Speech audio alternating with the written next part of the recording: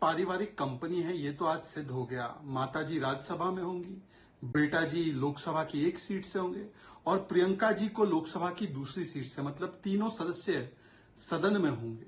ये तो परिवारवाद का एक परिचय है ही। परंतु एक बात और भी स्पष्ट हो गई।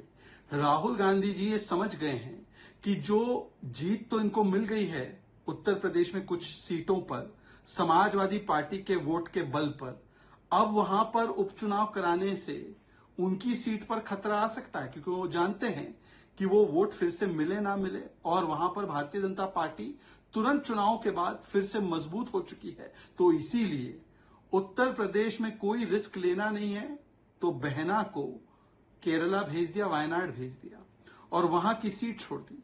पर ये वायनाड की जनता के साथ कितना बड़ा धोखा है, सोचिए। वायनाड की जनता को बताया नहीं कि 2 सीट से लड़ेंगे। वहां पर लेफ्ट के ही लोग कहते रहे, एनी राजा कहती रही कि ये तो पलायन कर जाएंगे चुनाव के बाद, और पलायन कर गए। तो ये लेफ्ट के और केरला की जनता के साथ कितना बड़ा धोखा कर दिया है, ये उसका भी एक परिचायक है। और कम से कम एक और बात स्पष्ट हो गई कि राजनीतिक विरासत जो है परिवार की, वो बेटे के हाथ में रहेगी। तो बेटी को, मतलब पुत्री को, उत्तर प्रदेश में घुसने की इजाजत नहीं है। उनको जाना पड़ेगा दक्षिण भारत में, साउथ में, केरला में। और राजनीतिक विरासत जो वो अपनी समझते हैं परिवार की, वो पुत्र के साथ में ही होगी और वही रहेंगे रायबरेली में।